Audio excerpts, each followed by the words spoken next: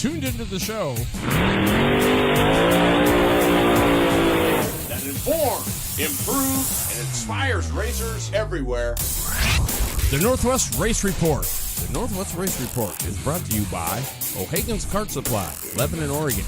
You want to win? O'Hagan's wants to help. And by True Tech Automotive, Hazeldale, Washington. Get your car, truck, or tow rig repaired the right way, the True Tech way. And by Scott Seal Coat and Striping, Federal Way. For over 25 years, whether you're sealing or striping, you can count on Scott. And by Southern Oregon's karting headquarters, Speed City LLC, keeping racers on track with quality support and friendship. You're tuned into the Northwest Race Report exclusively at terrybridges.com. And now back to your horsepower and performance hosts, Terry Bridges and Glenn Lippy Tower.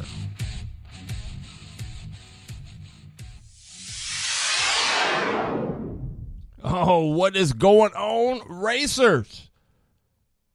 I'm Terry Bridges, your horsepower and performance host, and sitting in with me, two of my main finest men, Mr. Glenn Lippy Tower. What's going on, Lippy? It's all good in the hood tonight.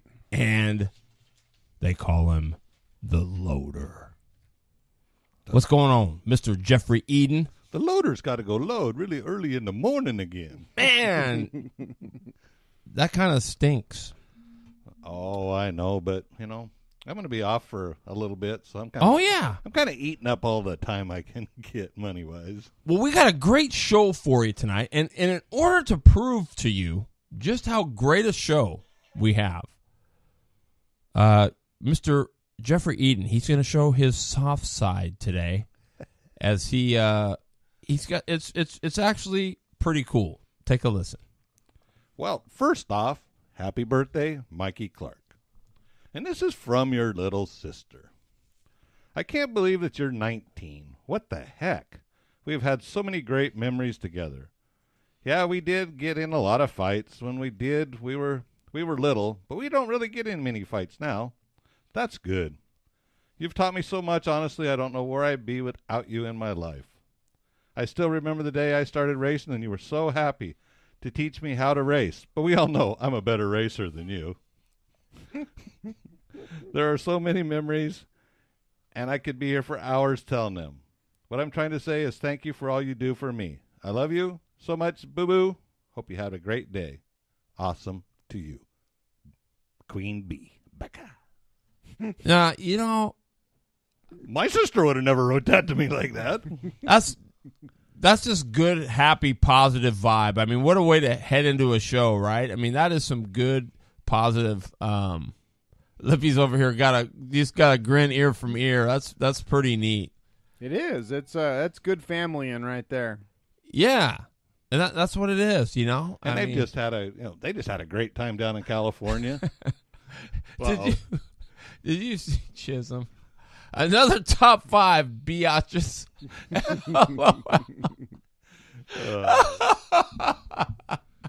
Mr. Swire's number 1 today. Oh. Takes out Brent. Brent If comes you in don't- number 2.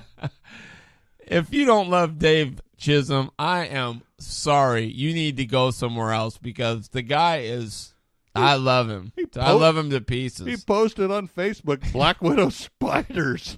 And no. You got snakes and you got spiders. You're never seeing me in Mississippi. Never. No, you won't see this brother there either anytime too soon. And Kelso was one of these deals that shows old Danny DeVito going, no.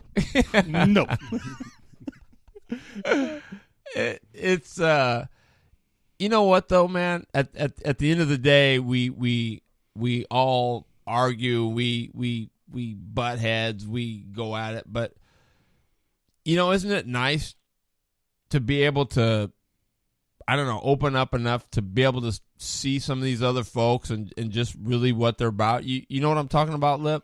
Yeah, it's what makes our world go around. So that's it is nice to see.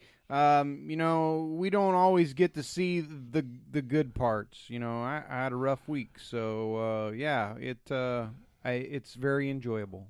Man, that's awesome. You know, and while we're on this topic, you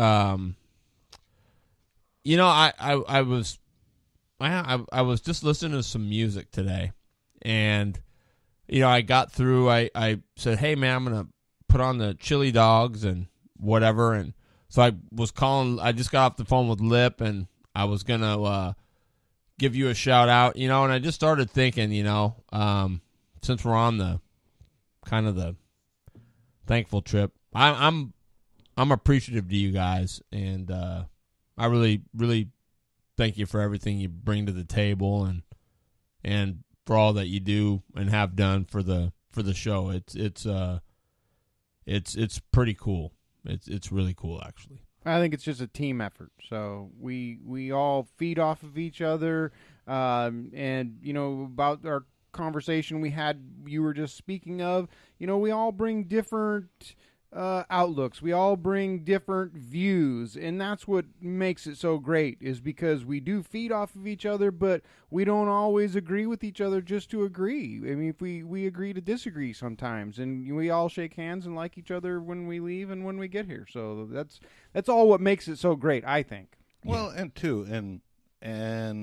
I think something else that we bring to the table is we actually come from different forms of racing. True, very true. And yours was basically go-kart. You did some drag racing with the Parkers, and we were roundy round racing, and I did that with you, and you'd race go-karts before that, and I was basically a drag racer that kind of liked roundy round. So, it's a good mix. It is a good mix. And just sometimes it just doesn't get said, so or make it seem like it's important enough. But let it be known that, this show is nothing without you guys. I mean, I just want everybody to know that, and I want you guys to know that. It takes takes a lot of dedication and a lot of thinking, and sometimes we're not always prepared like we should be, but gosh darn it, we're here, and we're going to continue to be here. That's our mission. It takes a village to raise a kid. So there you have it. Sometimes it takes a village to keep our wheels on our show. You gotta love Jeff. Oh, hey, and speaking of, I love it. Sean the Dirt, he just popped it up here. Evergreen. OMG. Yes. OMG. They are going to repave the 3/8 mile at Evergreen. What? Yes. Wow. And here it is.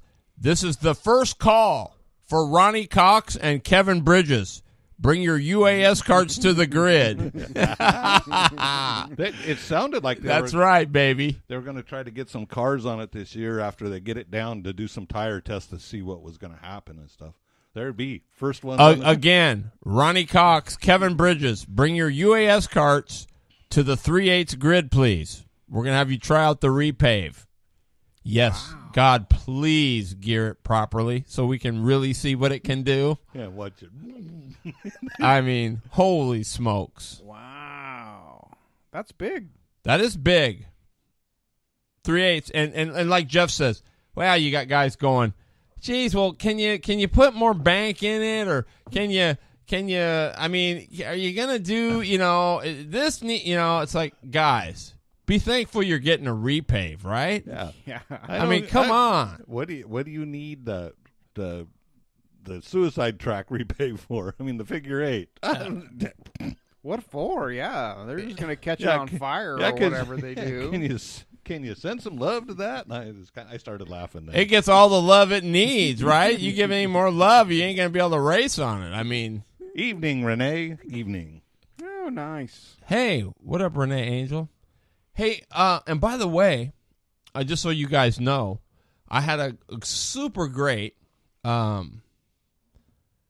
conversation with Mr. Biles over the weekend, and he's doing good. Good. I was waiting for that. Good. Yeah, Nice. He's doing good. He's on the mend, and things are on the upswing. And Sean, I think they said it was like in the 80s they repaved it. It was the last time it was repaved.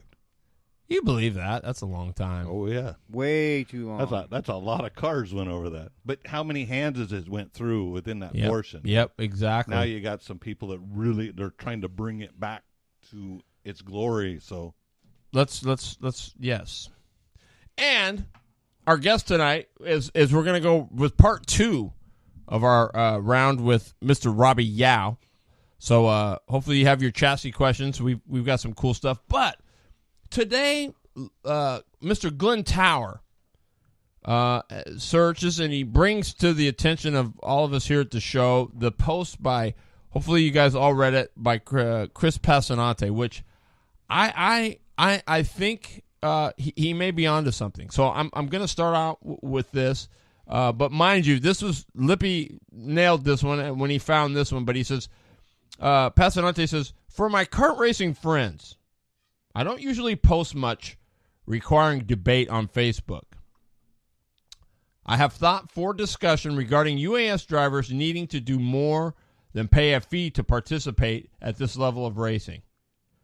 What if you were required to prove yourself and be sponsored, nominated, vouched for, or some process to ensure that the racers in the UAS are truly the best drivers, sportsmen, and representatives of the class? Currently, anyone can buy or build their way into being a UAS driver, and personally, I think it should be tougher to achieve this status. Learn to drive, respect each other, and become responsible before taking the wheel of a high-horsepower race cart. I know this may cause some debate and challenge you to think and respond professionally. Please know my intentions are to help make our sport and class of racing better for all. Sincerely, number 58. Great question. He says it all. I think it's hinged on what we've discussed time and time again, that there is no professional level of karting, and no better way to confirm what I've been trying to say is you've got to have a level that not everybody can just go do. Now, I know numbers affect that, and I know things of that nature, so maybe a probationary period needs to be put into effect. So you're not turning people away, but allowing them a grace period to, hence, prove themselves. Yes, prove themselves, be vouched for, or some process to ensure that the racers in the UAS are truly the best drivers and sportsmen and representatives of the class. And, we're going to get into this more in depth a little bit later, but I think for me, it speaks about the Grand Nationals. I don't think you should be able to come there as a rookie driver or not have put in your races in your own region and scored well enough. I think it should be a scoring thing that you score your way into it. I know that would drop the numbers down some, but there was 20 carts that ran down there in Arizona, and for me, that's a lot of carts on the track, especially at this caliber. So maybe less carts on the track, but a better. I don't want to say group because that's not fair to everybody, but a better quality of people. That's not fair to them either, but I think I know what you're saying. Well, I mean, maybe at a point, maybe it needs to be like there should have been B main, and then instead of having 20, you only moved up 14, or something like that. Right. I believe. I mean, obviously, like Lippy said, back in the days of the old IKF, you used to have 3 punches before you could run a grand. That's a good one. Yep. Right. Okay. So, whatever those punches were, 2 regional races and a spring national or whatever it was, you had to have 3 punches. I think if you ran a spring national, that counted as running. You could go to a spring national and get a punch, which would get you to the grands, or you could go 3. I think it was 3, whatever. So, nonetheless, do you think would that help it? Very interesting, and the part of too, and this is how much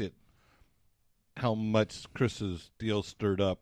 There was 40 comments on the post. Yeah, definitely. Well, Dave Chisholm says UAS is based on we don't necessarily want the most, but we do want the best. And I think that's their motto they've always built it on. And somewhere along the lines, it's got the more the merrier, bring everybody out. And that's, you just don't always get the best that way. You just get Numbers. Thank you. That was way better than track filler. But so, that's where I think that there should be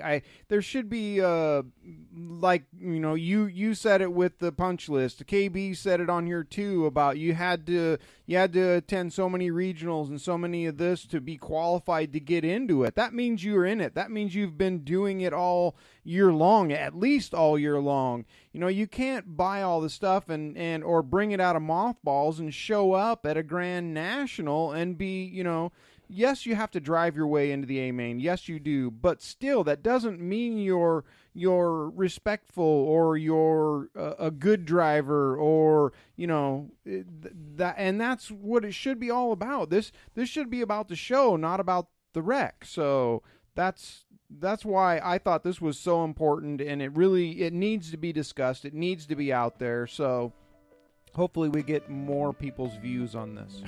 Absolutely.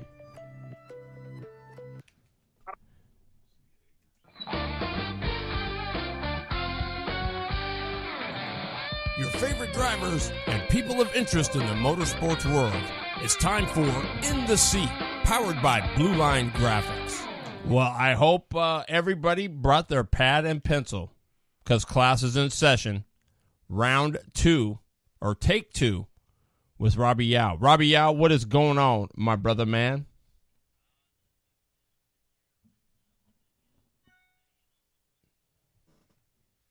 Hang on a sec, Robby. We got a little technical difficulty trying to get you out where everybody can hear you. So Terry's working on that diligently.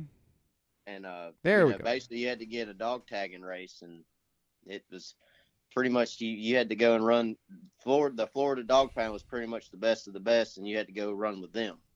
The Dog Pound was the dudes that we met, Aaron Bell, and who were the other? Ed Striples. Yep. And who's the county sheriff? What's his name? Jesse. No, it was Tim or Jim. I'm gonna say Jesse. I know I know them by their dog tag names. You had Bulldog, Psycho Dog, Rabid Dog, Hot Dog. He was the leader of all of the dog pound. Nice. Well, so you know Aaron Bell then, right? Nettles. Oh, Jimmy Nettles. That's who it was. Yeah. Thank you, KB. Yes. Yes, Nettles. Well, did you happen to hear the opening of the show? No, I caught. I didn't get to hear the very opening, but I just got logged on. I heard y'all were talking about recommendations or not recommendations. No, but did you hear the whole? Well, let me read this to you. What Passanante wrote in his post, and maybe you saw this today on Facebook. But he said, "To my Facebook racing friends, I don't usually post much requiring debate on Facebook. I have thought for discussion regarding UAS drivers needing to do more than pay a fee to participate in this level of racing. What if you were required to prove yourself and or be sponsored, nominated, vouched for, or some process to ensure that the racers in the UAS are truly the best drivers, sportsmen, and representatives of the class? Currently, anybody can buy or build their way into being a UAS driver, and personally, I think it should be tougher to achieve this status." Well, I do agree. I mean, there's always a pro and a con to anyone's post or any type of form of writing. There's always a pro and a con that I see. In my opinion, I don't want someone that just got into the sport coming in. I think you should at least have some type of form of experience, which I think we try to. That's what the junior UAS is for. Is like for the kids to come in, but then you have an adult that wants to come in and prove his point, but yet you have someone that has no knowledge of go-kart racing, no knowledge of anything, but they see this and they're like, I want to do that. They come in, they buy the big motors, they buy the go-karts, they build the cart, but then they come in there and they look like what my dad likes to say, Fido's ass. That's true, 'cause I've been there. I've come in there and I've looked like Fido's ass. It's just part of coming in the sport, but the only way you're going to get better is by learning. But I'd say, running a couple of regional races or, that's how you got to get your start in it. You got to get some experience. But, I mean, coming to a Grand National, I mean, everybody's like, well, I've been to a Grand National. I mean, it's one of the big deals.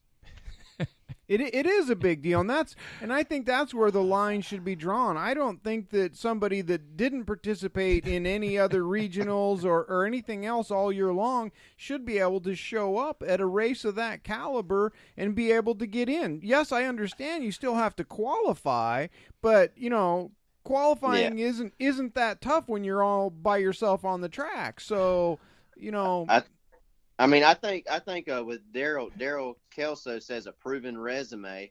I mean, a proven resume. I mean, yeah, that's like saying that you've done this. Now you can take an adult stock kart, go-kart that drives in the stock classes, and he's won a couple of races. He's done this. Well, that's technically a proven resume. He knows how to win races in a flat kart, and he's just moving up to the next level. That's basically he's getting a rookie card in UAS. Yeah, but what I had kind of an idea if you're your first time in this kart or until you have drivers signed off, why aren't you starting in the back of the?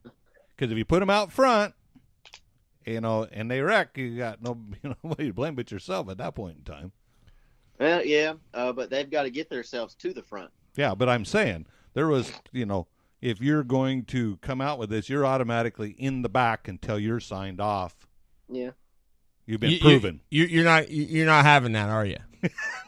Well, I mean, it's a debate. I mean, sometimes, we even have good drivers that are good. They're they've got a good resume behind them, but they'll make a tiny mistake, and they'll make a major wreck. Because one of his names, I've made major mistakes where I've messed up and I've created a big wreck. But I mean, it's just so. So what you're saying is that, and it sure as hell didn't mean that I wasn't ready, right? Right.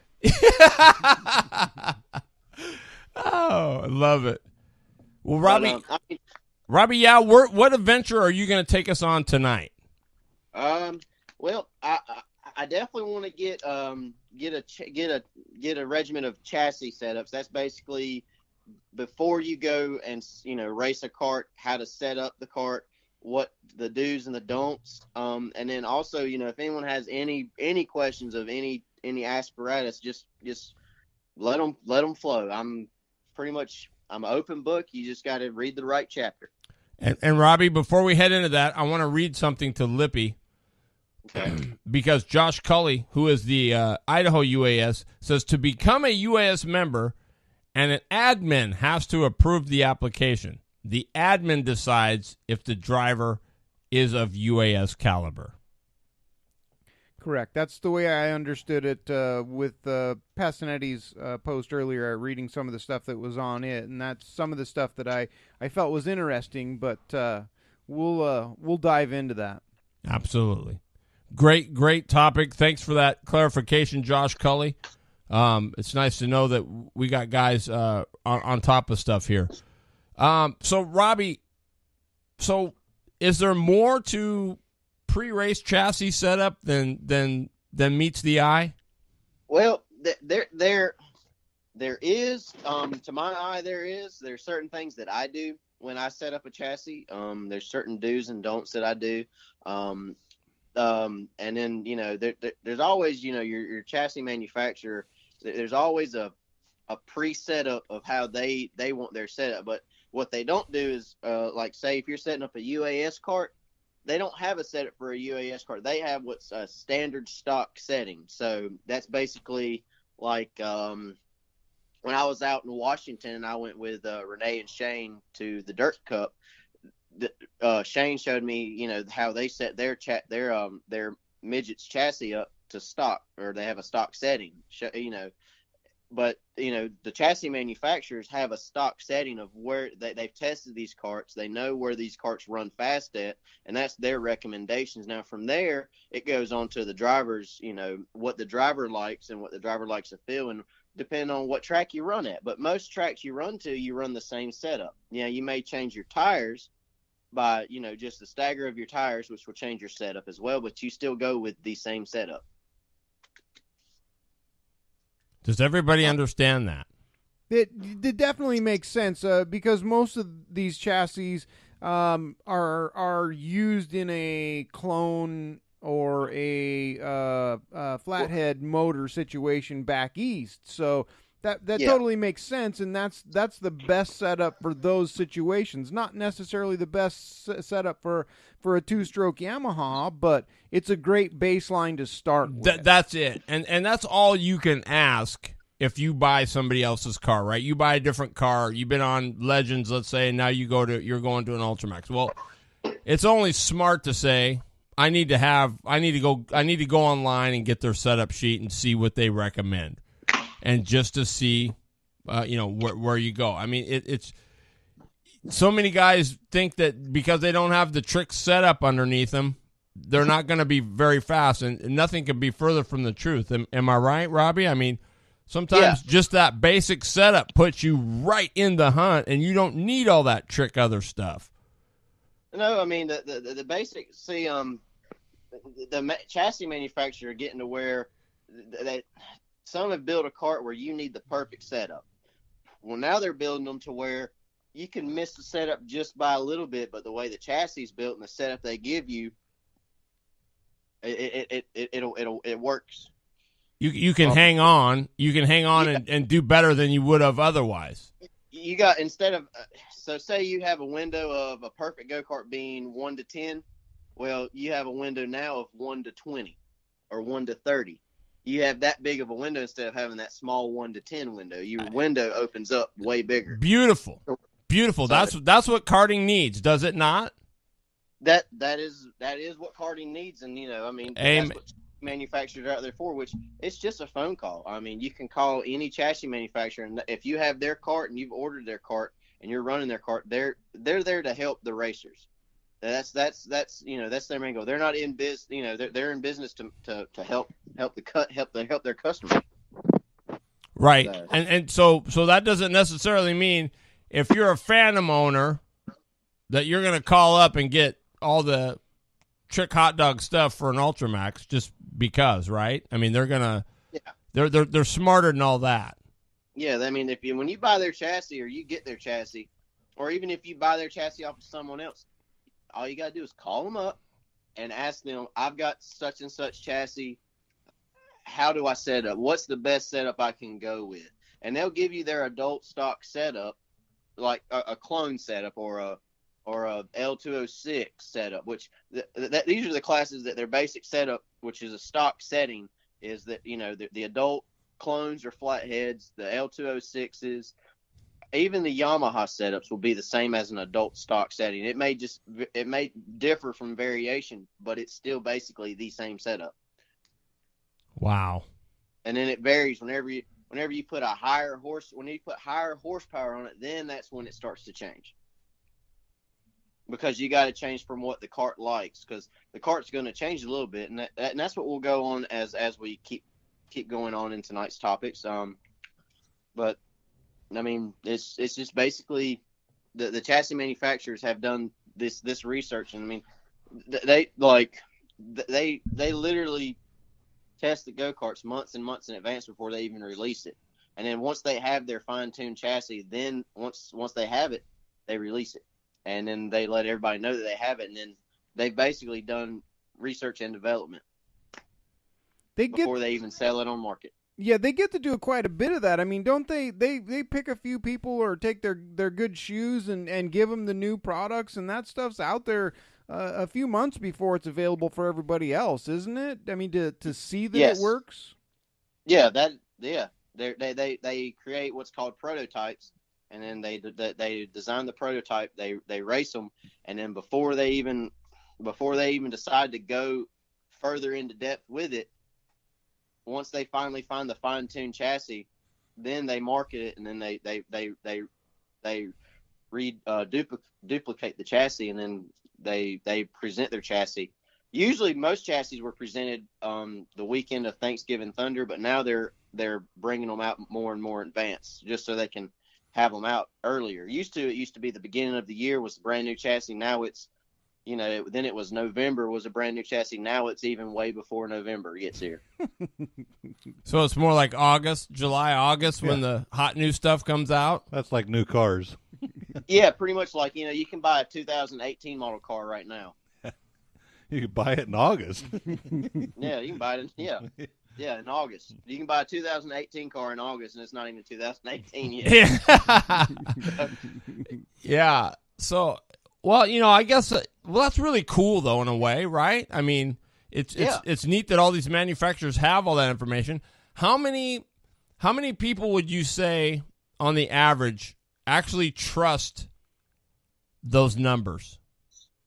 How many of them actually say, okay, hey, I really don't know, so I'm gonna assume that these numbers are gonna be pretty close. I think I'm a fair enough driver that if I'm decent, I've got a shot, right? Well, for one, that's I can already vouch for that.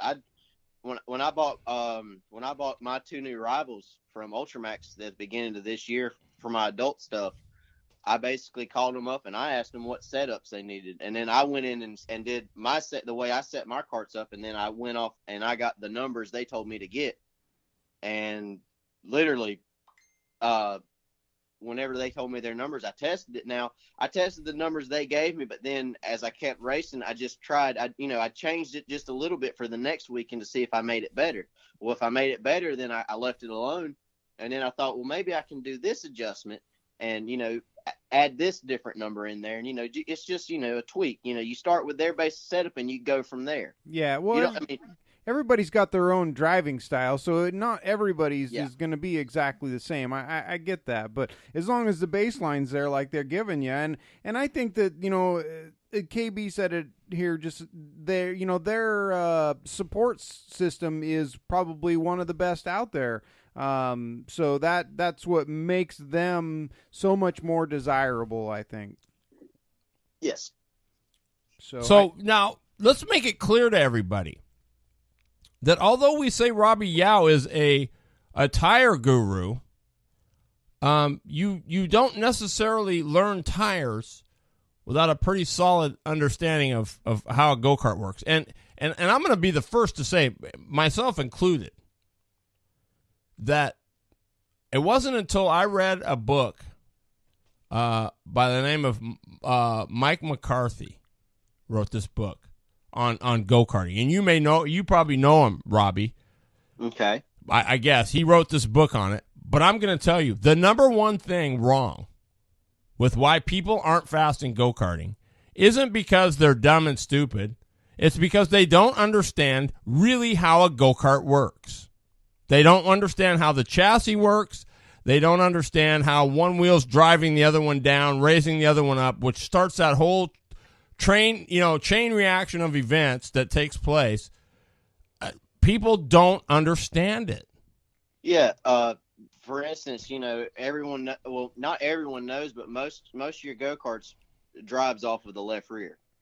And that's most of your go-karts, that's what they drive off. They drive off the left rear or the right front, just because that's where your cross is. Your cross concerns is basically from the left rear to the right front, and you try and get where it can equal out to where it works all three outsides. Now your left rear, it's used, or your left front is used, but it's one of the less worried about tires and positions on the go-kart out of any of those three. See, you know what, Robby? And I read that book, and my understanding of it was just the opposite.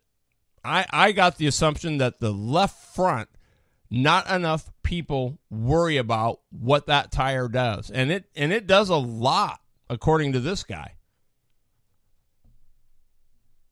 It does to a certain sense. Like, see, back here we run anywhere between 70 to 75% cross, which you set a go-kart down, that left rear doesn't touch the ground. Yeah. You could literally put a stop on it on the track, and that tire will not move at all. God, can you imagine how wadded up that thing has got to be for that to take place? Well, oh yeah, I know. I mean, there's even pictures of, if you look back when Chasing Racing Illustrated was one of the magazine produced. It was one of the big top magazines out here by Rowdy Jordan. He created a magazine. You'll see the left front, and it's not even touching the ground in the corner. The left front I can see. The left rear, man, that thing has got to be wadded up like mush for the left rear to be off the ground. I mean, I'm just looking at. I mean, I remember even in my Roundy Round car we did that, and we were running 320 pounds difference between the left rear and the right rear, and you set the car on and get ready to load on the trailer, and you just look at it and you go, "Geez, Louise, this thing is like." I mean, all it's going to take is one little tick and that thing's going to go twang. You know what I mean? I mean, it was just crazy how wadded up the thing was. So does that, will that wear a chassis out? Being, guys that run, astronomical amounts of crossweight in them. I mean, your chassis gets wore out. I mean, there is a bit amount of flex in a chassis. But I mean, mainly your big chassis industries, they'll get a new chassis every 3 months, pretty much. But your basic driver, I mean, it'll last the whole entire year, and then they'll say it'll be good for the next year, or they'll ask you to, they'll come up with a newer chassis, and usually most people out here will buy the newest model chassis. But I know that's different from, you don't want to just go out and have to buy a brand new chassis every year. Well, and you're 100% right. But, yeah, but I mean, I've taken a chassis and I've ran it for 5-6 years straight, and I've never had to worry about it flexing too much. I've always ran it. The only thing I always change is the bearings, the spindles, the front hubs, and the tire rod ends on the front end. Without a year, that's if I'm running the same chassis, I'll change the whole front end, the whole rear end, and I'll take and redo basically every bearing and spindle and tire rod end throughout the whole entire. See, so it's basically a brand new cart except for the frame.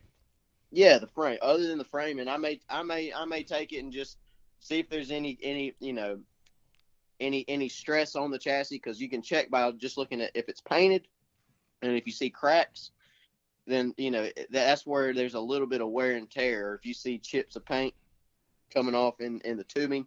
But most of the time, they've built these chassis where they don't flex as much, and that's where you hit basically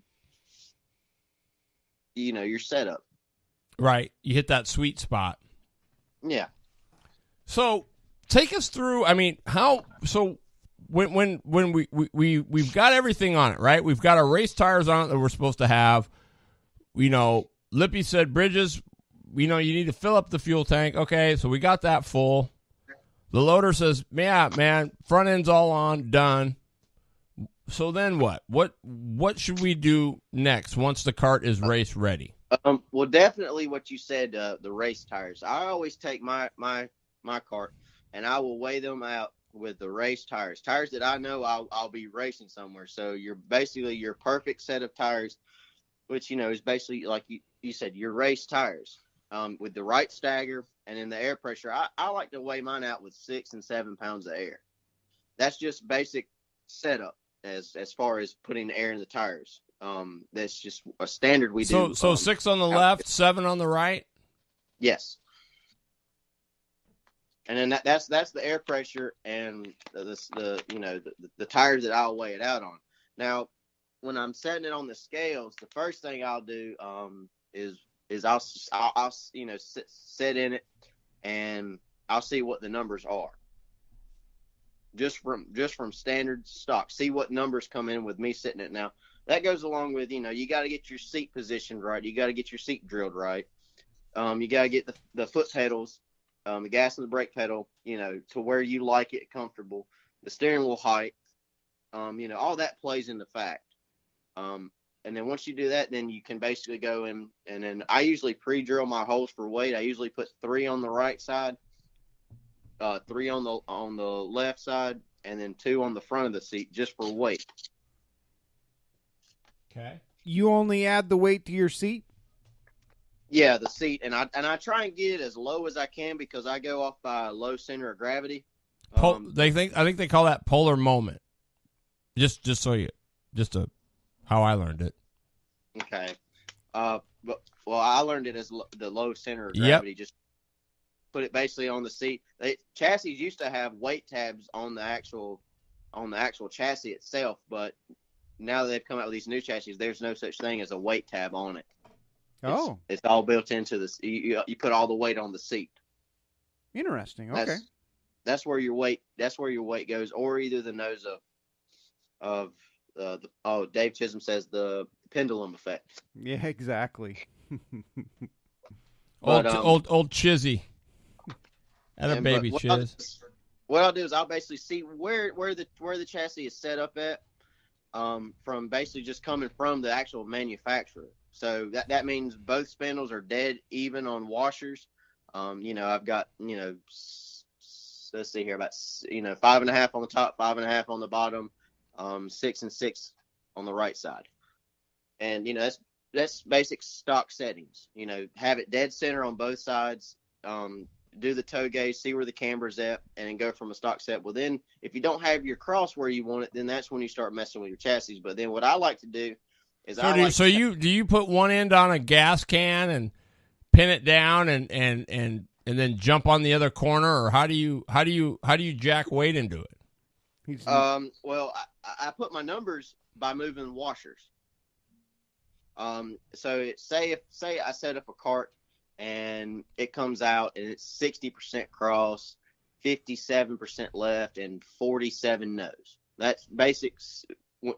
Getting a chassis brand new. Well, from there you take and you want to move your spindles up and down.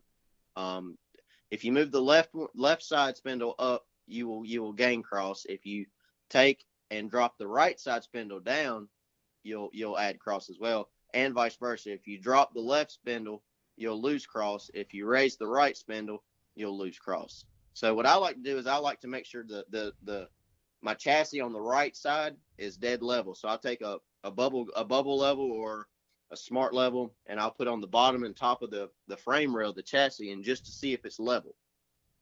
Because I want my right side to be level, because you have two tires that are the same stagger or the same circumference. So okay.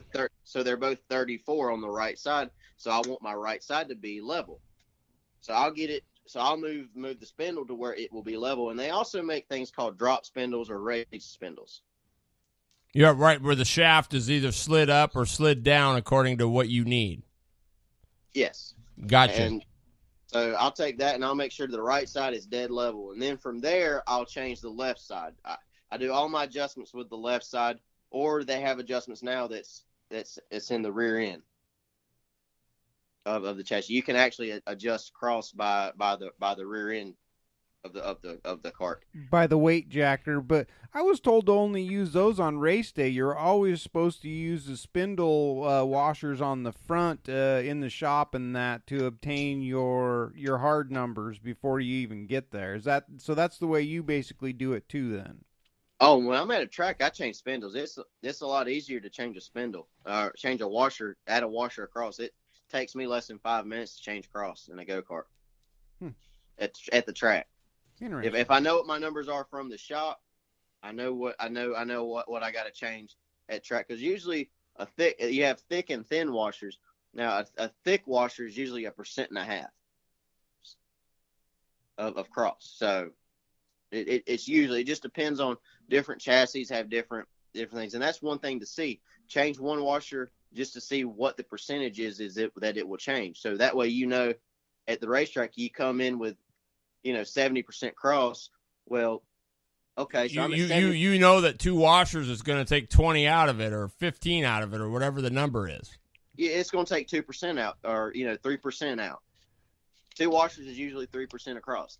And two washers will take 3% out, or it'll take 1.5% out. Just depend on it. And then that half a washer will take this much out.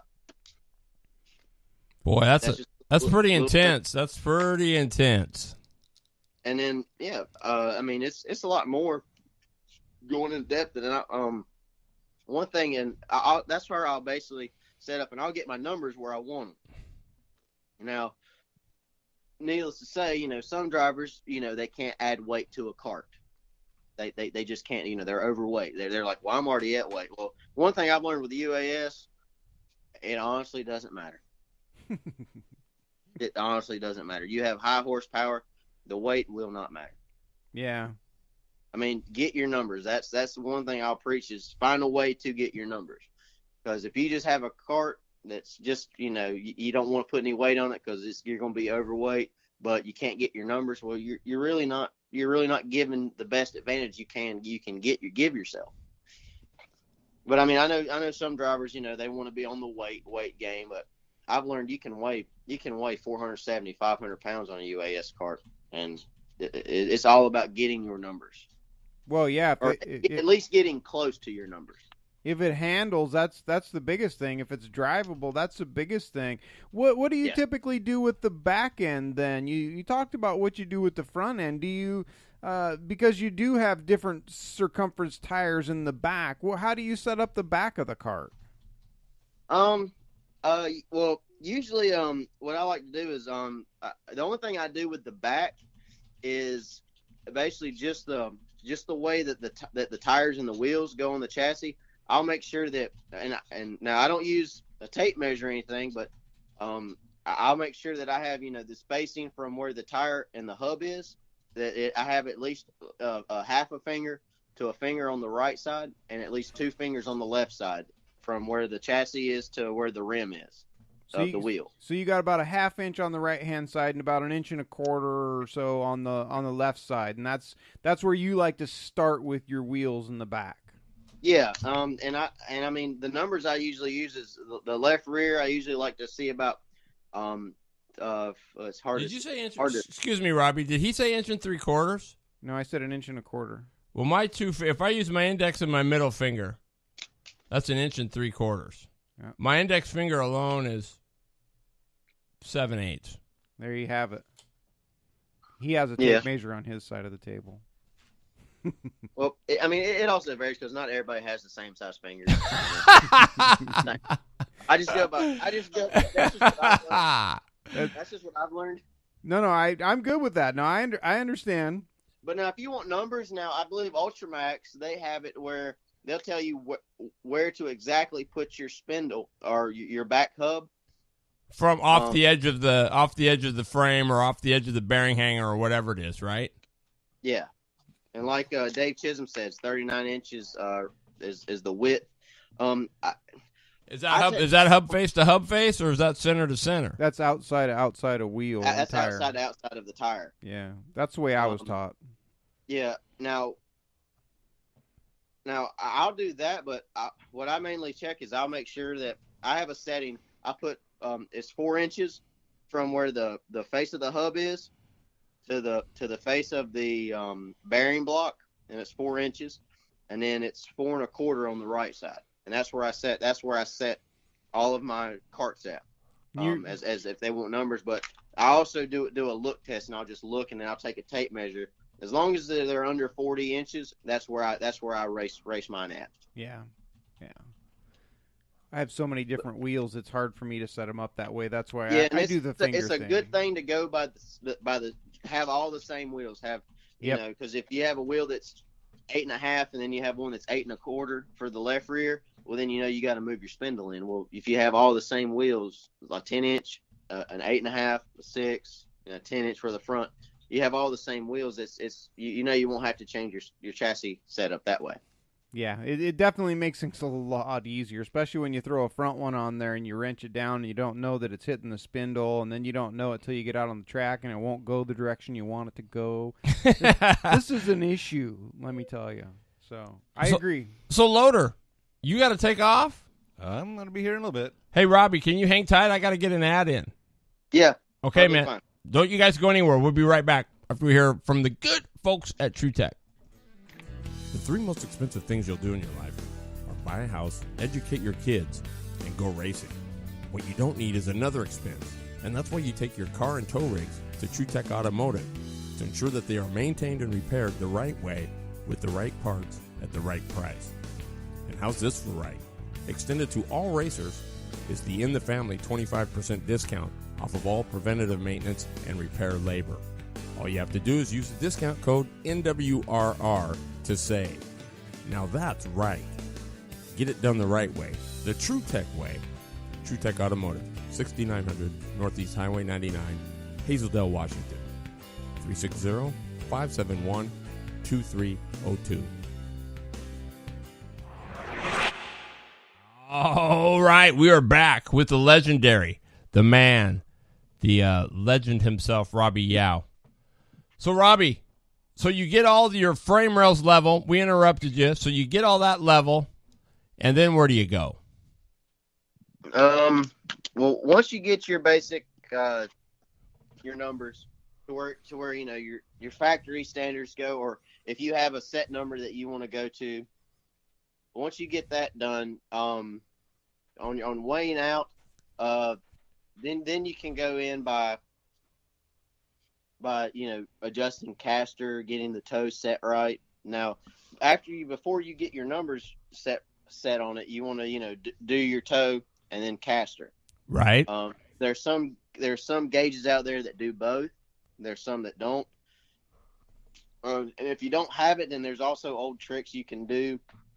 You can take the right rear, and basically that's the right side of the cart is you get the whole right side straightened out first, and you can take 2 flat plates or 2 gears and put on the front spindles. As long as you get the right side leveled up first, then you can take a tape measure and equal out the front end, and you can get the same number on both ends, and that's how you can set the toe on the cart. If you don't have a gauge that will set the toe or anything like that. Now with caster, you will have to get a gauge to check the caster in the cart. There's really they used to make these old metal plates with a pendulum, and it would tell you what caster is in the wheel by just putting the caster plate on the actual outside of the right front and left front wheels. But now they've come out with these bubble gauges and digital gauges that will actually tell you what your caster is, and they're a lot more accurate to the new era of technology that we have. Well, that's awesome. So really there should be no excuse for your caster camber to not be right. No, they're not, because they're calibrated. And, it's good to have them calibrated ever so often. If you think that they're not calibrated right, like if you drop it or something like that, it's good to send it off to get it calibrated. Absolutely. Okay. But, if you take care of your equipment, you should be good. But, every so often it might be good to just, like every year and a half to 2 years, send it off, just get recalibrated. To me, it seems I take mine about every 3 years. I'll go and resend it off to get calibrated. Oh, that's interesting to know. What about your scales? How often do you do your scales? Scales. That's a little different scenario, because I'll get a set of scales, and someone needs to buy a set of scales, so I'll buy a new set of scales because somebody wants to buy my scales. Gotcha. But scales are the same way. And if you don't use digital scales and you use bathroom scales, you pretty much what a piece of weight weighs. You can calibrate it yourself. You can see if it's off or if it's not, just by putting a piece of weight on it. Like if you have a standard piece of weight, and it's 50 pounds, it better weigh 50 pounds on the bathroom scale. Yeah.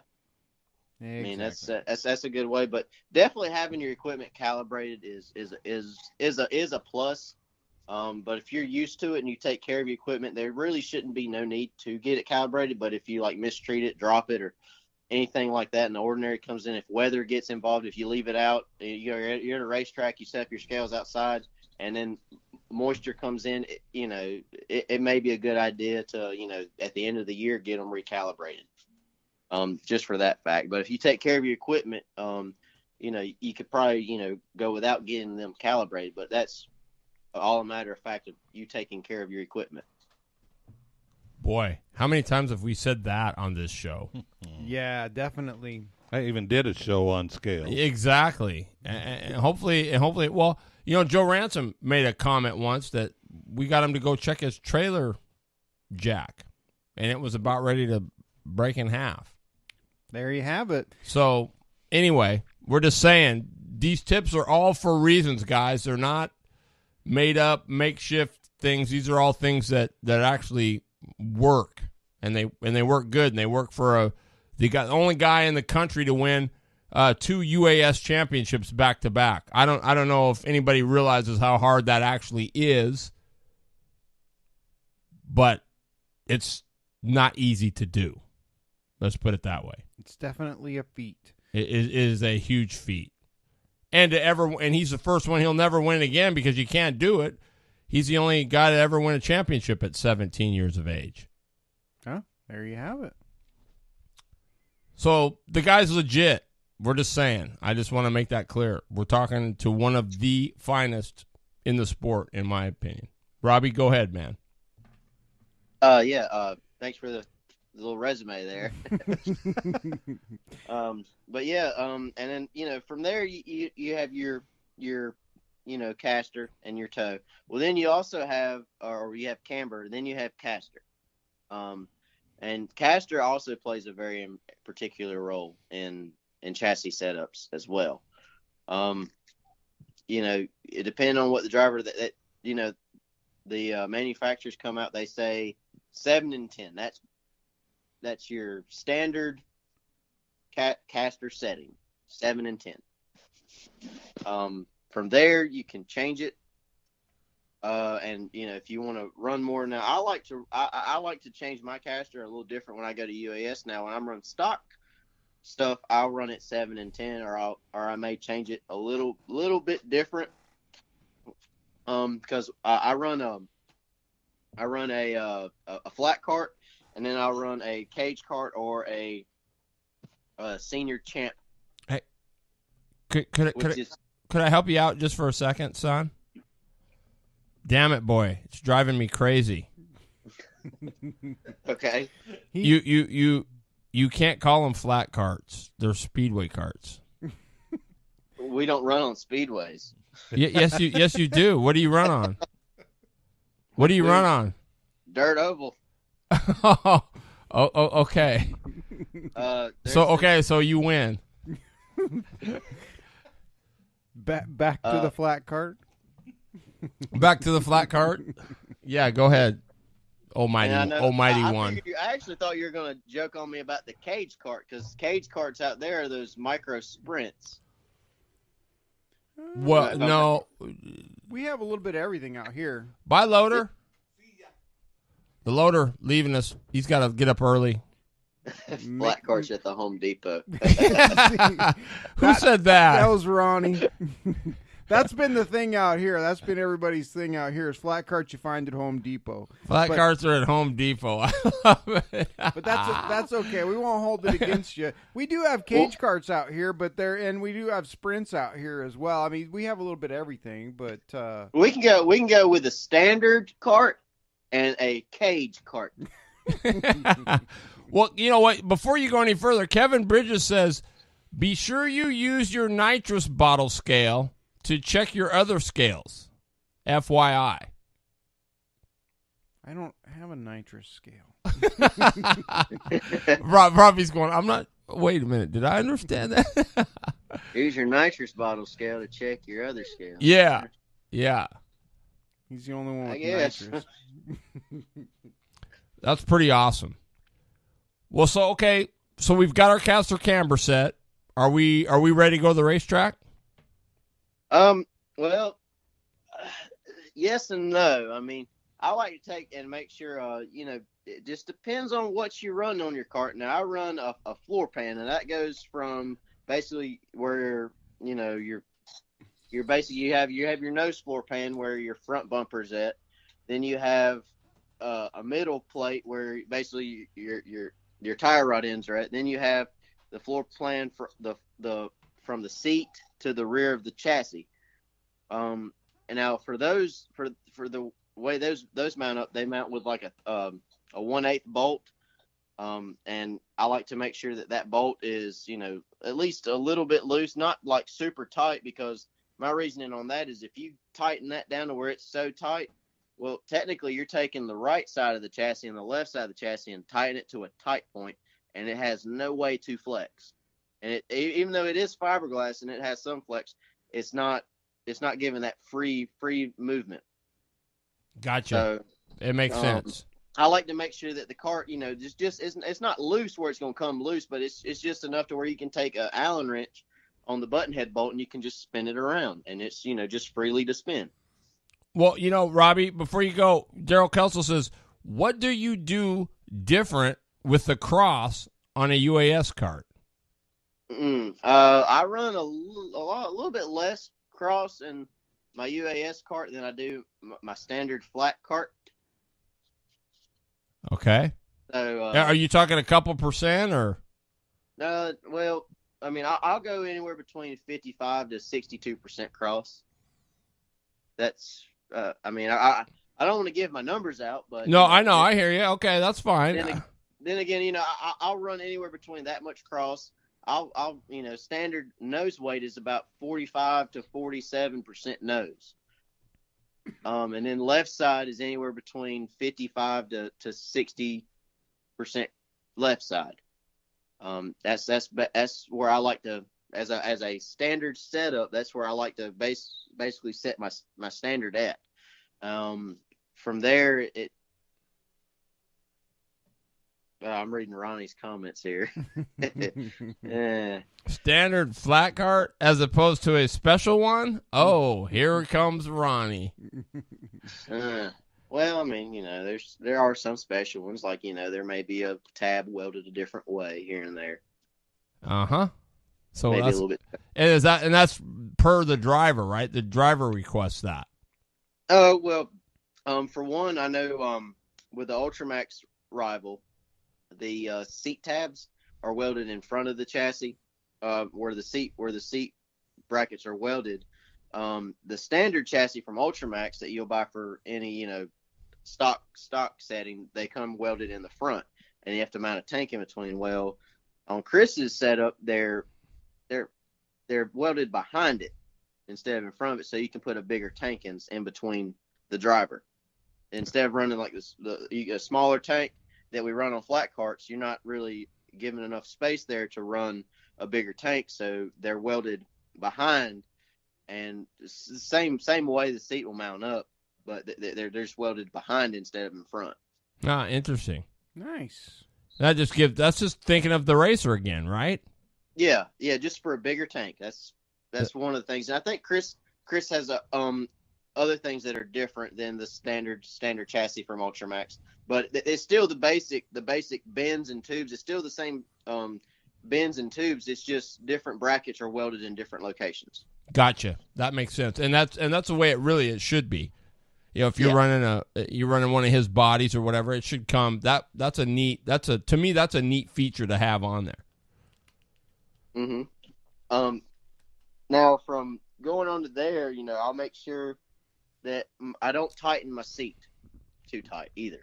I'll make sure that the brackets that hold the seat to the chassis are tight to the chassis, but where the seat's mounted to the brackets, there's a rubber bushing that you put in between them, and I'll make sure that those are loose as well to give the seat some not too much movement, but just enough to where it just has just a tad bit of movement in the seat. Gotcha. Which makes sense. Kevin Bridges, yes, it does. I heard the Say Yow cart needs a bigger tank. Yeah. Oh, yeah. Well, that'll be a fix for BK10, I'm sure. Yeah, it'll be we're thinking of coming with 2 9-quart tanks instead of 1 9-quart tank. Yeah. Or liter tank. I don't really know if the tank's that's a liter. Yeah, 9 liters. So yeah. Oh, interesting. Nice. Yeah, so we'll be coming with 2 bigger tanks, possibly. It's gonna have fuel cells on both sides of this rig. Yeah. Yeah, one in the center, one on the left side of the seat. There you go. Switch back and forth. So we're gonna see, because what did Diotti say? Yeah, he kind of made us all look kind of stupid out here. So, well, I guess we're gonna find out. He's gonna make us look stupider. So you said you don't tighten your seat down. Well, excuse me, you tighten the brackets down where they meet the frame, but not where they mount to the seat. You use rubber bushings there. So I'm assuming that the front and rear bumpers are the same as the floor pan as well, snug but not tight. Well, yes. What I'll do is I'll make sure that the front bumper is able to move up and down. There's a trick that I learned. Well, I don't know if it's a trick, but it's what I always learned with which it was a older gentleman, and we used to call him 8-Ball, Pawpaw 8-Ball, and he used to be one of my dad's best friends, which he passed away a few years ago, but he taught my dad mostly, everything that he knows, and he's learned a lot more, but he basically got him to knowledge of what go-karts do, and he told him about the back bumper. If you have a tight back bumper, the cart will be loose. If you have a loose back bumper, the cart will be tight. So you kind of got to get it in between. But a loose bumper is not a loose bumper, but just one that has just a little bit of play is a good thing to have. Interesting. And then I'll make sure also. And what about on the front? How would you tell that on the front? Just wrist tight, or as soon as it gets tight, should you still be able to spin it with your fingers, or? Well, there's really no telling on the front bumper. It's just the play in the front bumper. If you can move it up and down just a smidge, which just a little bit of movement up and down, to where it has play in the front nose. Okay. You'll know if you ever help someone, they need you to help set their cart down. You'll know their bumper, when you pick up the nose, it races up and then it sets back down. Well, that's movement in the front, and then also the speedway bars. You want to make sure your speedway bars, which are your side. Speedway bars? We don't race on speedways. The flat cart bars. Cart bars. Yeah. Okay. Oh, okay. your side panel bars. Gotcha, man. Nerf bars. Side panel bars have a little bit of play in them as well. If they're tight and you can't at least move the side panels up and down when they're mounted to the side, then they make these little plastic bushings that they put inside. What I usually do is I take those out and I just put the bar back in. Gotcha. Daryl Kelso said he's adding a Halon bottle. Adding a Halon bottle. I think that means another kind of bottle. Well, Halon's for the fire. For the fire, fire yes. extinguishers, yeah. So. Yeah, that's Halon system. I deal with that every day. Yeah. It's not something I want to pack around with me. No, it's not. But that's some of the key things I look for in a chassis before I go to the track. And then another thing, if you get a brand new chassis, a trick if you ever notice, you'll see the sidebars, they'll be eaten up. Well, out here they're eaten up by calcium, and the paint will be chipped and everything. And what we do is we take electrical tape and we'll wrap the speedway. Well, we'll call them speedway bars now. Speedway bars in electrical tape. Just to protect them from that? Well, it's like this. If you want to resell the chassis, you take that electrical tape off, it looks like a brand new chassis. Gotcha. There's a tip for you, folks. There's a tip for you, folks. We'll go actually from the chassis itself and wrap it over. Oh, yeah. Okay, I've seen that, and I wondered why. That makes total sense now.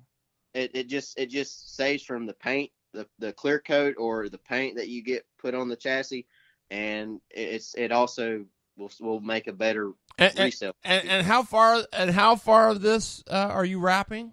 From where to where? I usually do from the chassis all the way out. End. Yeah, all the way out. So what he's referring to, folks, is when you see your ad on Bob's, it says only a few races, like under 5, you can pretty much guarantee it's had plenty of electrical tape on it. That's all I'm going to say. It could or it couldn't. I mean, it could be 5 races. But I mean, it's. Some people always have their chassis repowder coated or repainted every year. Yeah, and the calcium's pretty nasty on that stuff. It doesn't take much. All it takes is a little nick in the paint for that calcium to get into the metal, and then it starts. No, that's why every Saturday I race. Before I leave the racetrack, I'll definitely take a can of WD-40 and I will spray on the muffler on the whole entire cart. And then Sunday, I'll wake up. Now some people may not have the luxury to doing that. They're still probably traveling home. But here, a racetrack's only an hour to 20 minutes away. Stop so we're it. back. God. Yeah, we have like 10 tracks near us. That's just not even fair. Within 30 minutes. Well, there's a buku loads of tracks around here. There's so many tracks to go race at.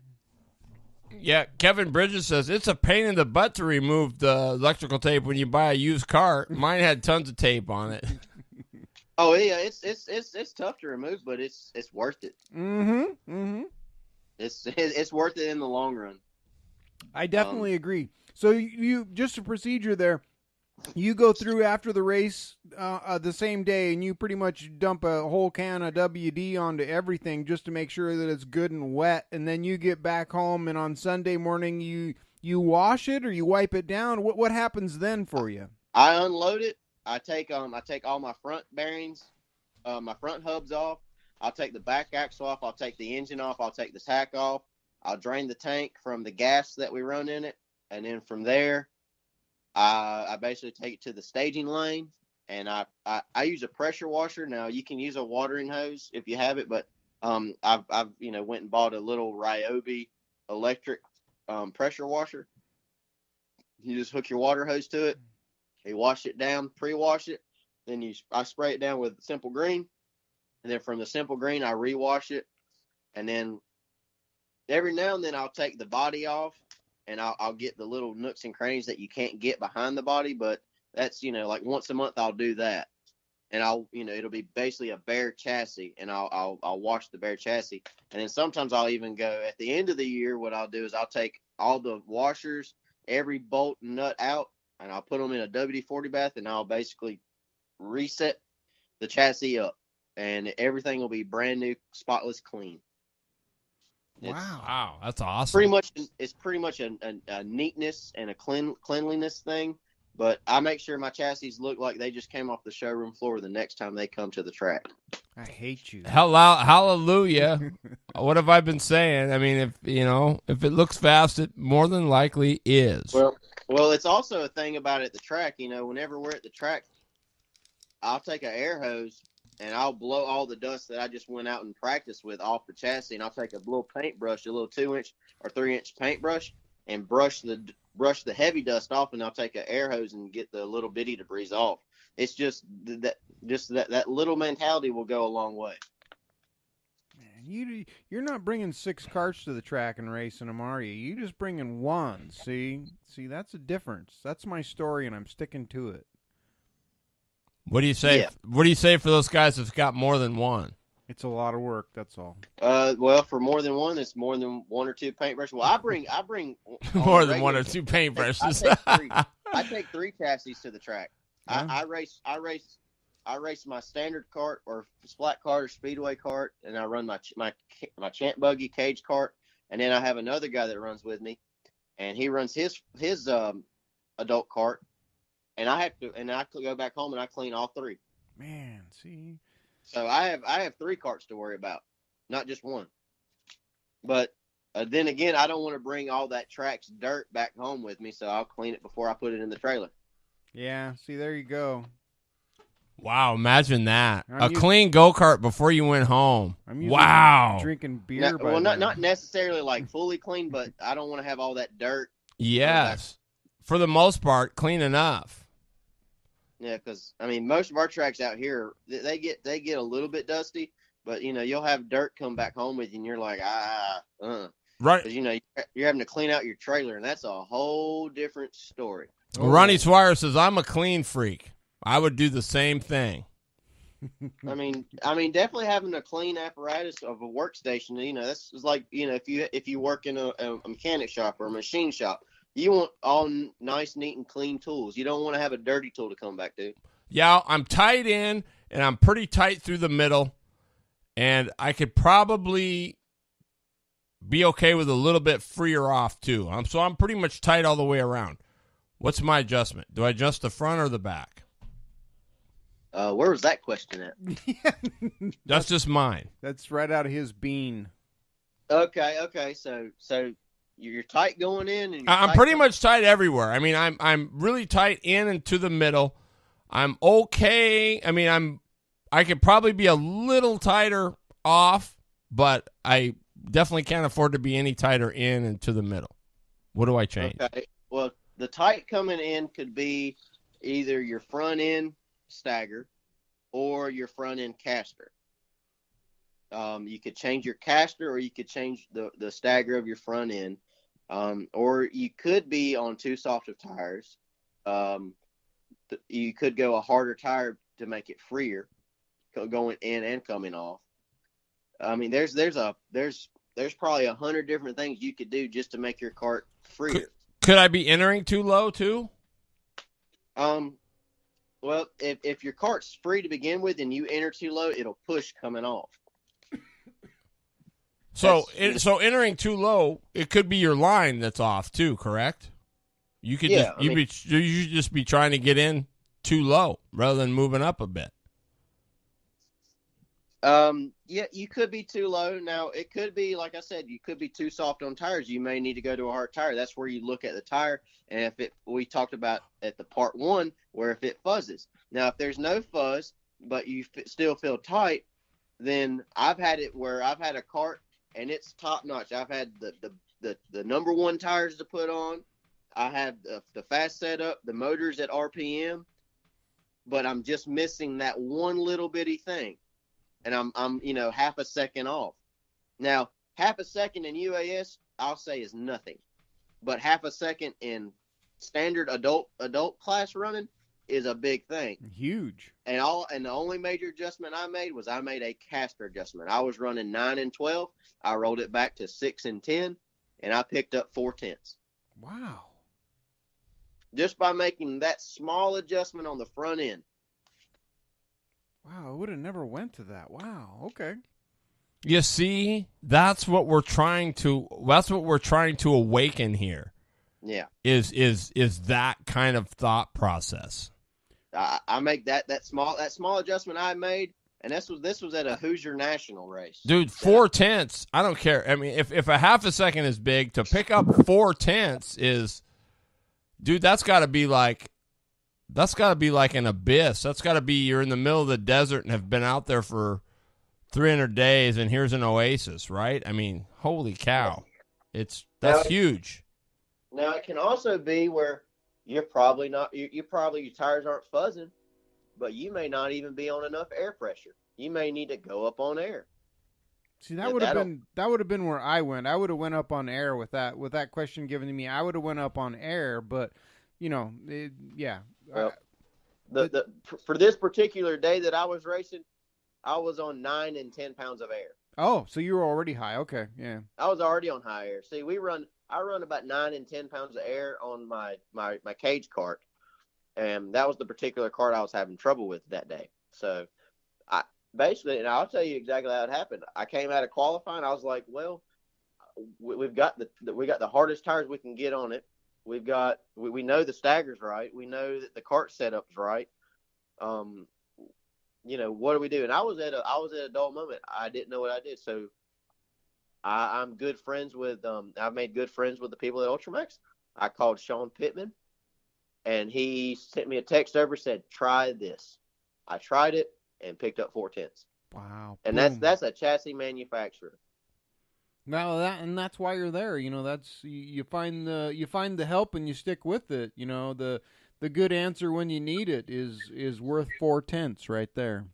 Yeah, and I mean, now Sean, he was racing that same day. Now I didn't get the answer till later on that day, but luckily it was before, because we'll run like 27 to 30 classes in a race. Good Lord Almighty. Yeah, we don't have that 4 or 10 classes. We have like 27 to 30. It's and trying to get them on the grid is an act of Congress. Now, I do want to interrupt for Ronnie. I have your answer. Robby, what do you think about side panel attachment? Zeus or no Zeus? that's the thing. Now Zeus's are they're genius, and then they are not genius, because I'll see everybody now and then they'll go out on the track with all their Zeus's, and they'll come back and they're missing them. The reason for that is you may bump or bang somebody. You may not realize you did, but you did. And what it'll do is that little brass piece, or I call it brass because it's like a brass looking color, will actually bend and will actually make the Zeus loose. A good thing to do is put tape over your Zeus's before you race. Yep, your dad said that on the day of. Always put duct tape over the top of those is exactly what he said. Or just make sure they're tight. If they go on too easy, it's not good. It's something's not right, and you need to take a flat screwdriver and just stretch that Zeus back out to where it'll get tight again. But a good backup plan is put the Zeus and make sure there's duct tape over it. Now they do make it to where some Zeus's you have to drill like a 3/8 hole for the Zeus, and it's probably not even a little bit bigger than a 3/8 on the outside. You may want to get a bigger Zeus to where it has a bigger head for the flathead to go on, but it's still the 3/8 size. Mm-hmm. If that's making any sense. Yes, it is. Be like a big-headed rivet. Yes. Like a big-headed pop rivet versus just the standard ones. It's the same shank, but you got the bigger head. But because see, the pros and the cons with the Zeus's, the con is they may pop out, but the pro is if you need to take a body off quickly, I'd rather have to take a Zeus off than have to find a wrench and this to take this off, because I'd spend less time taking a Zeus off than I would taking a standard nut and bolt off. Or trying to drill a rivet out. Or trying to drill a rivet out. Yep. But to answer that question, that's I do agree with the Zeus's. Now on the front of Kevin Bridges says no Zeus. No Zeus. No Zeus. That's just a personal opinion. I mean, Rusty and I, my nephew and I both run Zeus on panels and haven't had any problem, and I do tend to rub on people, so we haven't had a problem. But I do practice what you say, and the Zeus wire, the actual piece that it hooks onto on the back side, I'm religiously adjusting them so that they are hard. It is tough to push them in place each and every time that I do it. So that's just me. I haven't done the duct tape over the top, but after talking to you and your family, I'll definitely be doing that. So besides, I think it looks a little better with them blacked out. Yeah. Renee Angel says flat cart body mounting. Now for flat cart body mounting, that's a whole different ball game. For flat cart mounting, the new chassis, they come with Zeus's for the side pieces. Oh wow! I say definitely use the Zeus's on that. Just like we were just talking about, make sure that they're not too loose, not too tight. But when you're mounting a flat cart body, you'll put it up and you'll mount the body together. But they'll come with these 1/8 of an inch, Allen wrench button head bolts, and a 3/8 nut that goes on top of it. Or a 3/8 is the size of the wrench you use, but It's a 1/8 nut. You'll use that, and they come with these little bitty washers. I say I use them, but I've had so many where it'll be beating and banging, and they'll just rip out, and you'll have to get a big body washer is what we call them. Yep. It's just good to go ahead and get a bigger washer than the hole you drill, to mount that with. And then the nose, I'll mount it with a button head bolt as well, but I'll use a 1/4 inch bolt instead of the 3/8 bolt, and I'll mount it. Or some chassis have it where you can put the Zeus's on the bottom, but I'll just go ahead and put a nut and a bolt on the front of the nose to mount it to the front bumper. But the side pods, I do use a Zeus. Cool deal. Don't go anywhere. We'll be right back. Racing. It's preparation. It's focus. It's attention to detail. And when you try to take shortcuts, it shows.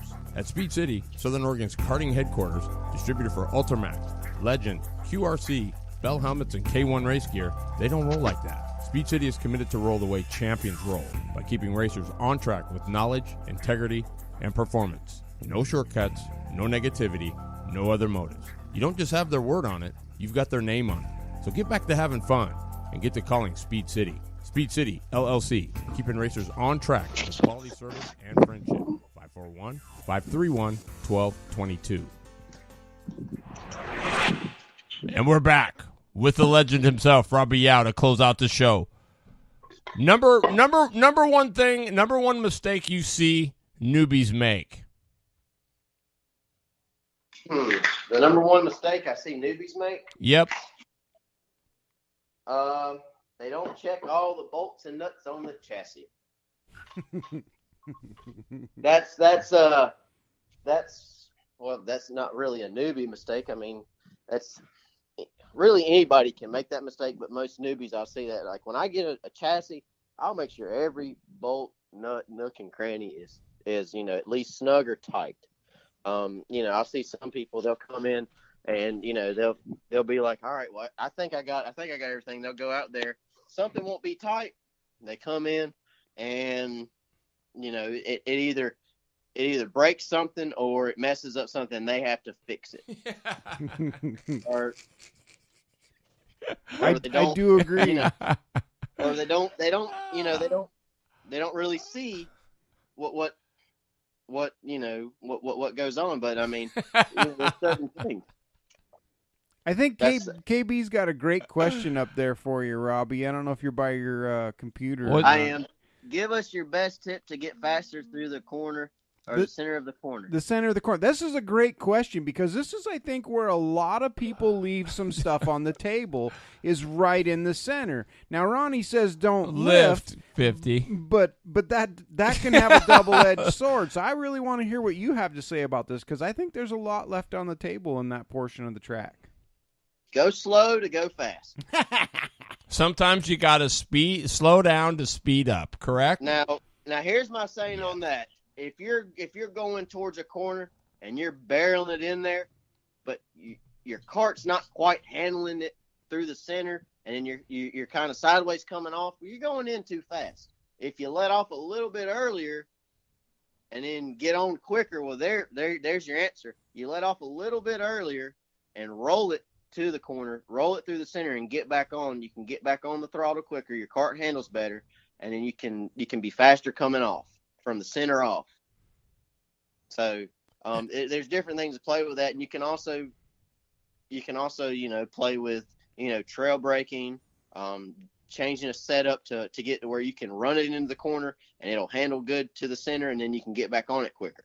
There's a lot of different things you can adjust with driving it into the corner. That's caster. You can change your caster to where your cart will turn to go in the corner and stick.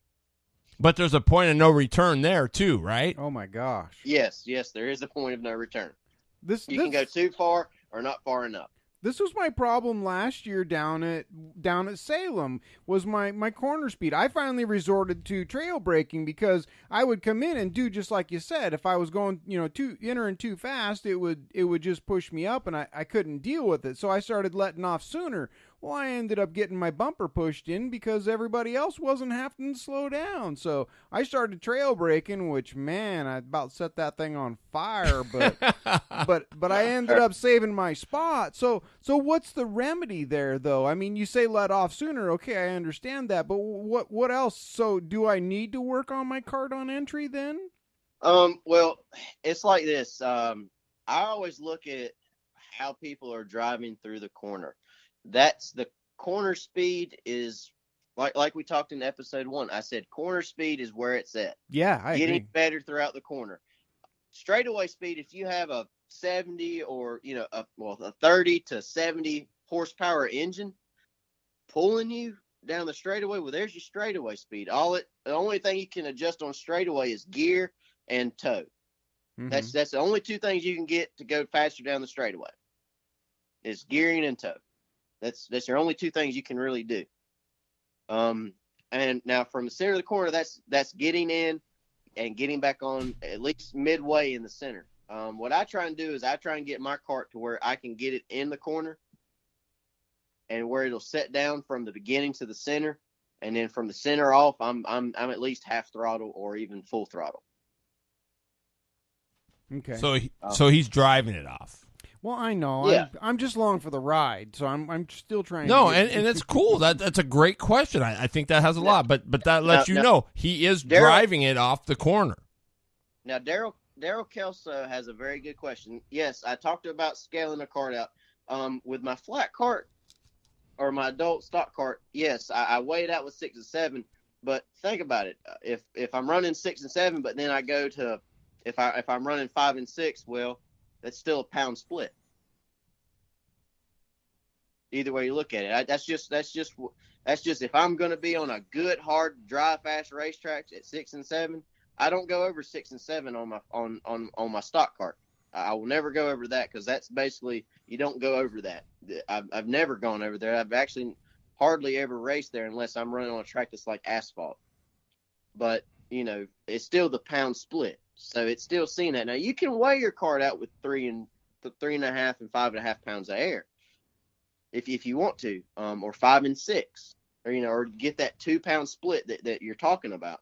But it's just a matter of where you want to be at is the partial thing.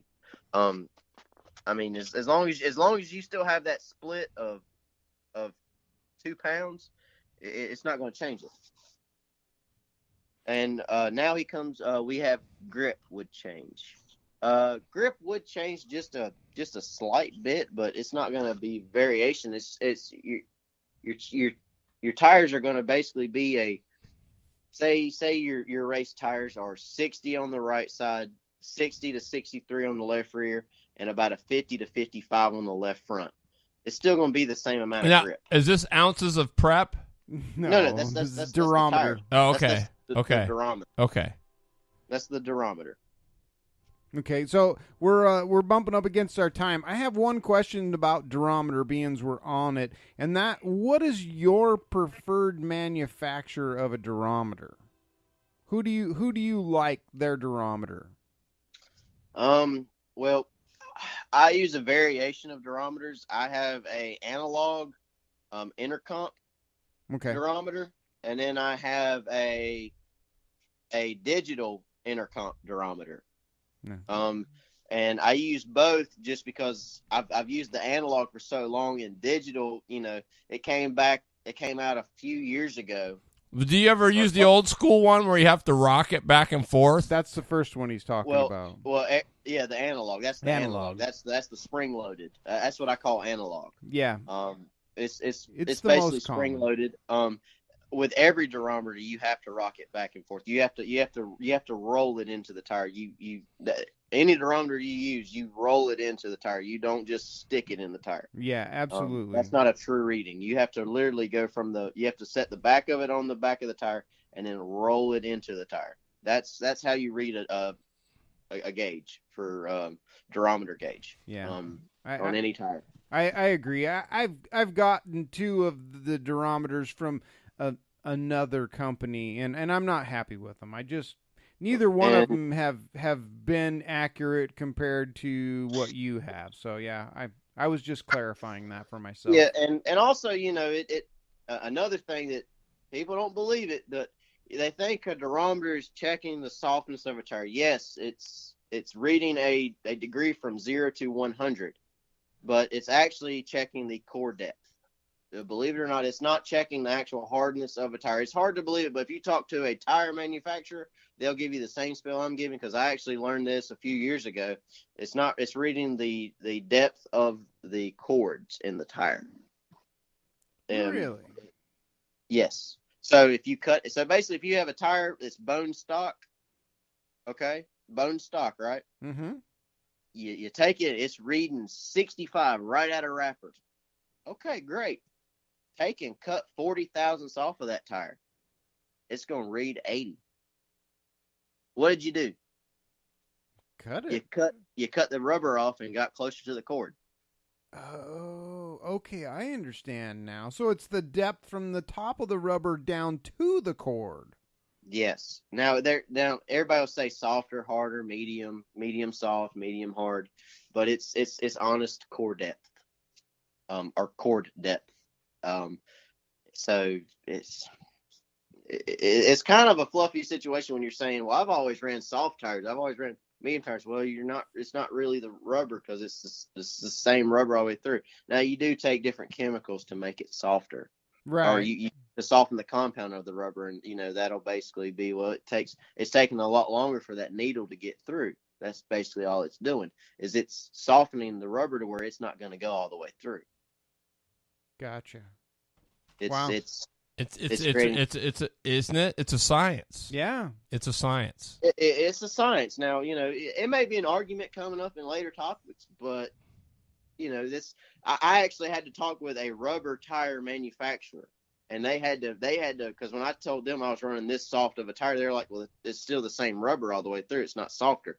You're just creating a chemical compound to they used a huge big word which I don't remember, but it's basically the rubber.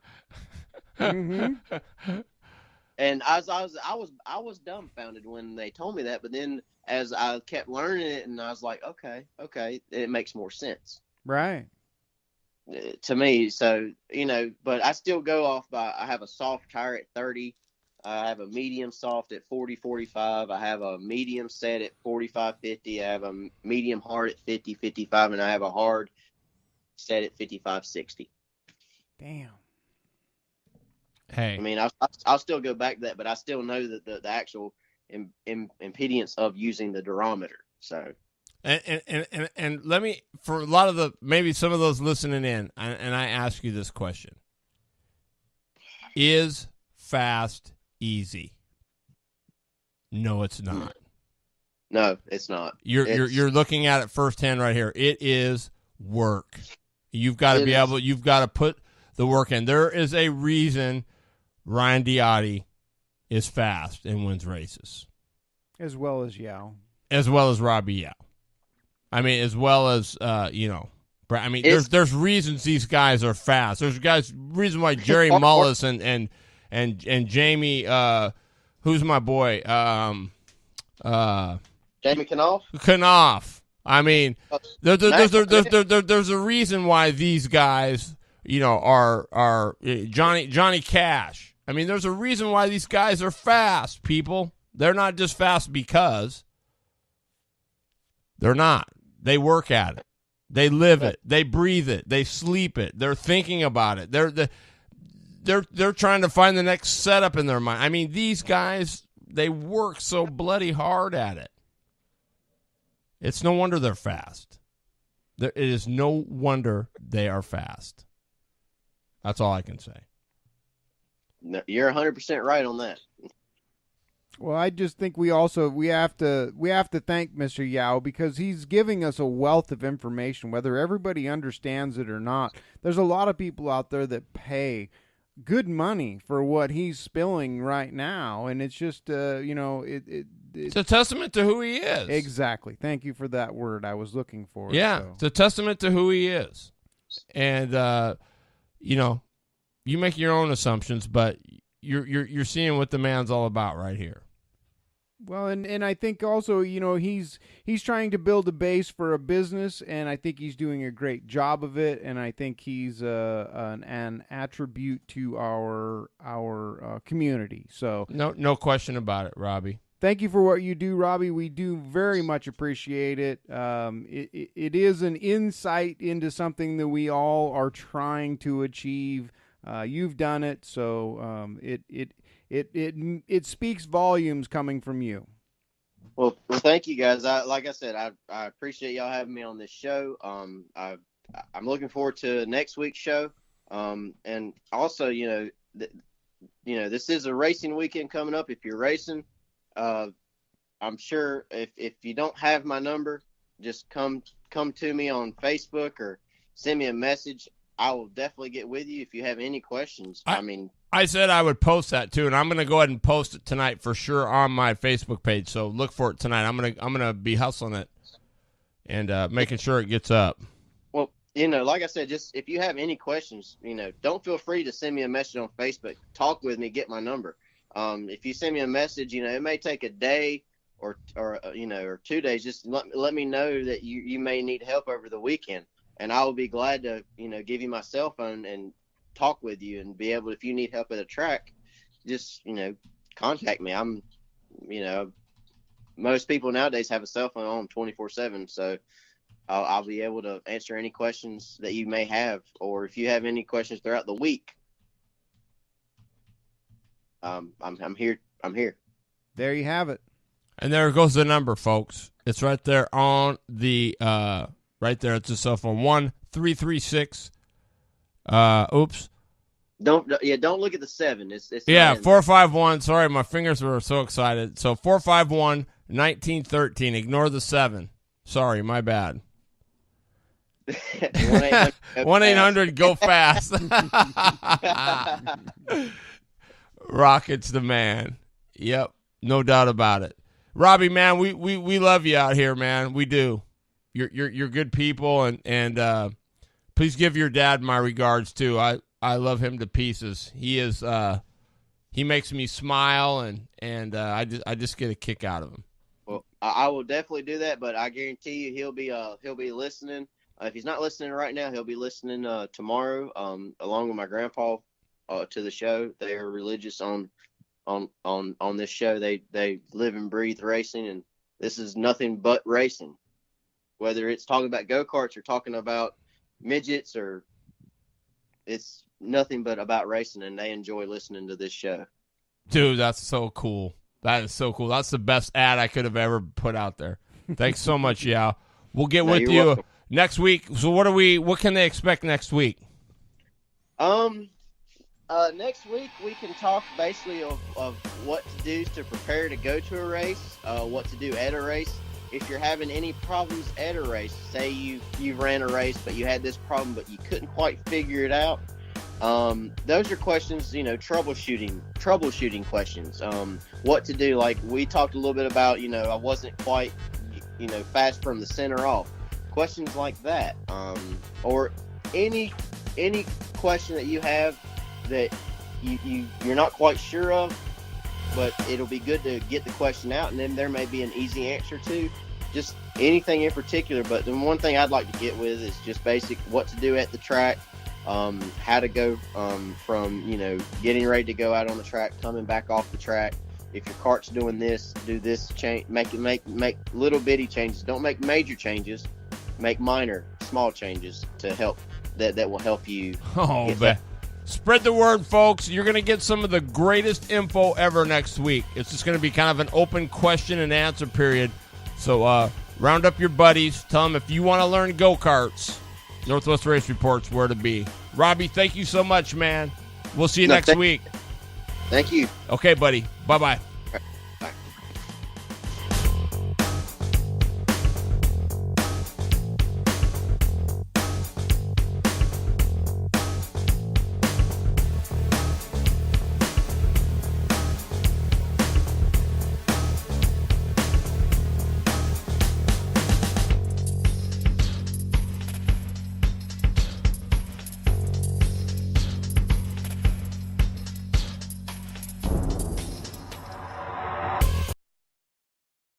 Sean the Dirt here for the North